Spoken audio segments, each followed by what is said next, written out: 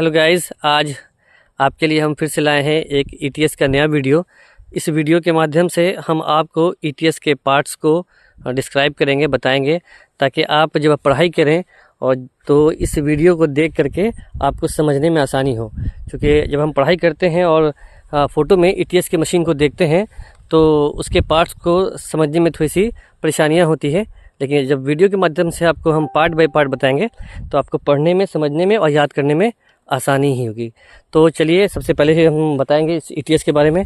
और ये जो ईटीएस मशीन है जिस पे खड़ा है, इसको हम लोग कहते हैं ट्राईपॉड कहते हैं। ट्राईपॉड इसलिए कहते हैं कि पॉड का मतलब पैर होता है, जिसके 3 पैर हैं। फिलहाल ये जो ट्राईपॉड है हमारा, इसके 3 पैर हैं, आप देख रहे हैं। इस ट्राईपॉड के 3 पैर हैं, तो इसे ट्राईपॉड कहा जाता है। इस ट्राईपॉड के बारे में 2-3 पॉइंट है जो आपको मैं बता दूं, जो कि बहुत ज़्यादा इंपॉर्टेंट है।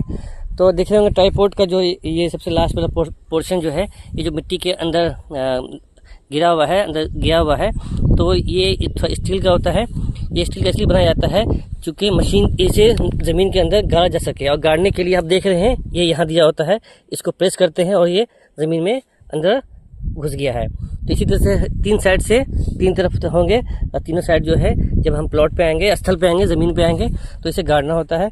और गाड़ने के बाद जो है जब आप इसे गाड़ रहे होंगे तो जो इसका हेड है, ट्राईपॉड का इसे हेड कहते हैं, ये पोर्शन हेड है।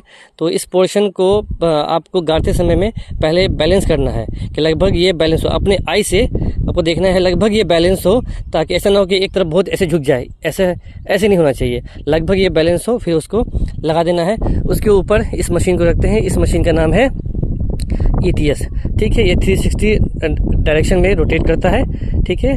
तो पहले वाला वीडियो में हम बताए थे कि इस पार्ट्स को क्या कहते हैं, इस पार्ट्स को क्या कहते हैं, लेकिन फिर भी आपको हम थोड़ा सा डिस्क्राइब कर देंगे हम। तो अब देख रहे हैं ये जो ईटीएस मशीन है, ईटीएस मशीन थोड़ी धूप ज़्यादा है।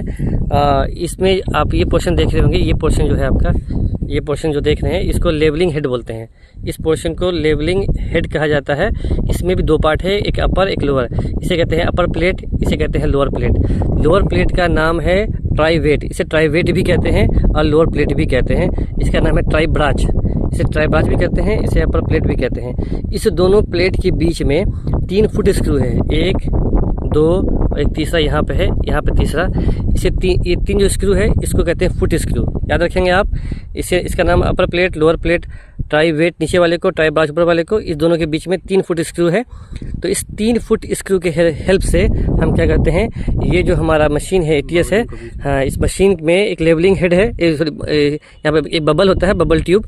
बबल ट्यूब में जो बबल होता है इसको सेंटर पे लाते हैं। यहाँ पर आप देख रहे होंगे बबल ट्यूब में जो बबल है, इसे हम सेंटर पे लाने का कार्य करते हैं। इसका मतलब क्या हुआ, इन 3 फुट स्क्रू की हेल्प से हम लेवलिंग का काम करते हैं, ठीक है। इससे हमारा इंस्ट्रूमेंट लेवल हो जाता है। अब लेवल करने के लिए भी हमें क्या करना होता है कि ये जो 3 फुट स्क्रू है, 2 फुट स्क्रू को एक साथ रोटेट करना है, ठीक है। एक अंदर की ओर, एक बाहर की ओर। 2 फुट स्क्रू को एक साथ रोटेट करेंगे। जब ये 2 का काम हो जाएगा तो 90 डिग्री पे इंस्ट्रूमेंट को घुमा करके जो तीसरा वाला बच जाता है, ये तीसरा वाला हो जाता है, ये तीसरा वाला, तो तीसरे वाले को काम करते हैं। ये सब आप जानते होंगे जब पढ़ते होंगे, या बहुत से वीडियो में आप ज़रूर देखे होंगे, तो इसको आप वहाँ से भी देख लेंगे। अभी आपको हम बताने वाले हैं। देखिए, अभी जो आपको इंस्ट्रूमेंट दिख रहा है, इस इंस्ट्रूमेंट में ये स्क्रीन है। तो आप ये देख रहे हैं स्क्रीन है, ये यहाँ पे आपको मैंने बताया था पिछला वीडियो में भी, इसे डायफ्राम कहते हैं और इसे आईपीस कहते हैं। और इस वाले पोर्शन को जो इसके जस्ट अपोजिट होता है, इसे कहते हैं ऑब्जेक्ट पीस कहते हैं।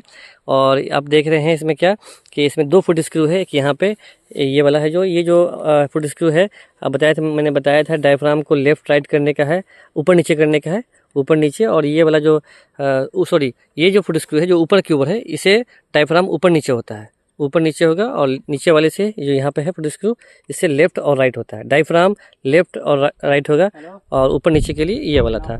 अब आपको और बता दें, देखिए ऊपर में एक ये दिख रहा है, ये है गन पॉइंट, इसे कहते हैं गन पॉइंट। इसका क्या काम होता है कि जब आप ऑब्जेक्ट को देख रहे होंगे तो सबसे पहला काम क्या होता है, गन पॉइंट से ऑब्जेक्ट को बाइसेट कर लें। उसी के थोड़ा सा लेफ्ट राइट में जो है, ये आपका यहाँ से आप देख पाएंगे, आईपीस से देख पाएंगे। वरना डायरेक्ट अगर आईपीस से देखेंगे आप तो और सही से ऑब्जेक्ट को आप देख नहीं पाएंगे, और उसमें देखने में दिक्कत परेशानी होती है। तो पहले आपको गन पॉइंट की हेल्प से देख लेना है, फिर उसके बाद आपको आईपीस की हेल्प से देख लेना है।